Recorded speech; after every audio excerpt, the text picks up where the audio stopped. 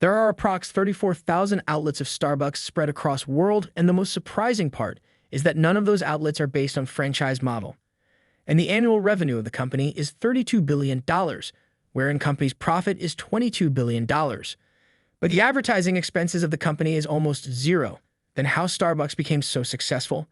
Considering the truth that Starbucks does not make the best coffee in the world, moreover, their coffee is quite expensive.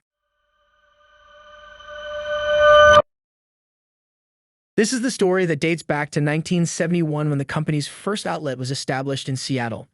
Three friends together started this. In 1982, a new partner came in named Howard Schultz. He used to handle retailer marketing work. And at that time, Starbucks was selling only coffee beans. But in 1983, Howard Schultz went to Italy. He saw that there is a rich culture of espresso here. And there are espresso bars everywhere in which cafe latte is served. So he got an idea that why not take this culture to America? And why not start our own coffee house? When he proposed this idea to his partners and other people, they refused. But the amount of confidence he had on his idea that he started his own coffee house. He ran that for a few years. And in the year 1987, he acquired all the 17 outlets of Starbucks with the help of investors. He also renamed Starbucks as Starbucks Corporation. And thus Starbucks that we know today were born.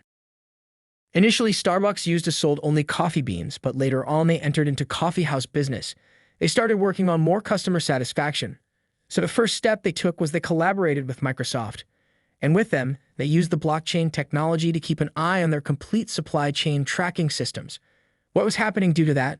The customers used to see everything on their phones, like from where the beans that are added to their coffee came from, which farmers have supplied it to them, and which are the processes it has undergone and how it has been converted from coffee beans into such a nice coffee that customer is having.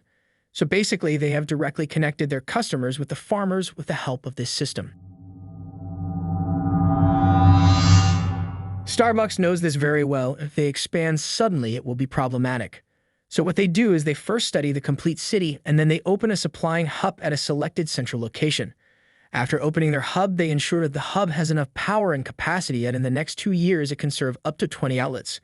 Starbucks takes a lot of time and builds this hub in a proper way. And after that, Starbucks starts with expansion.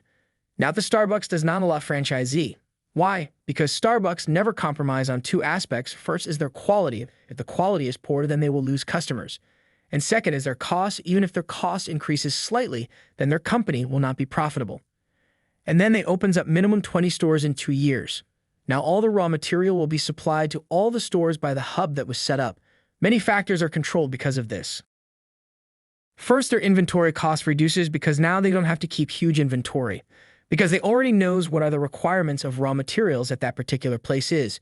Secondly, there is no compromise on quality at all, because Starbucks really hates two things: bad experience and dissatisfied customers. These two things are not accepted by Starbucks. And to compensate, the Starbucks provide free coupons for drinks to their customers. They say to them that take these coupons, and when you visit the store next time, you will get a free drink. The Starbucks is benefited a lot by this. Firstly, it increases the brand advocacy. Secondly, loyalty means the customers to whom the coupons are given, their loyalty towards Starbucks has increased. Because to compensate for their dissatisfaction, Starbucks has taken the initiative. They are not just asked for the feedback, no, they have taken initiative and compensated in a proper way.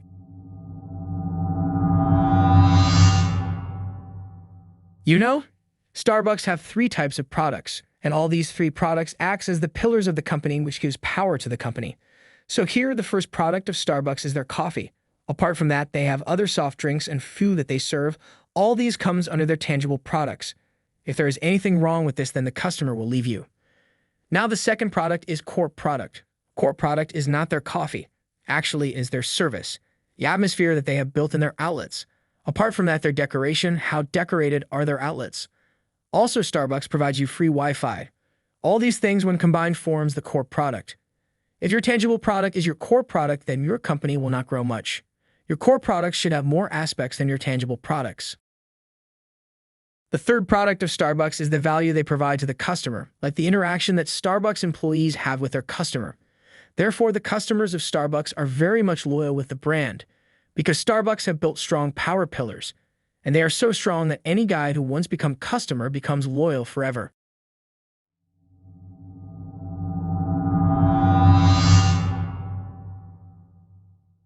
Now you will be surprised to know that Starbucks spends 1%, hardly 1% of its total revenue on advertising.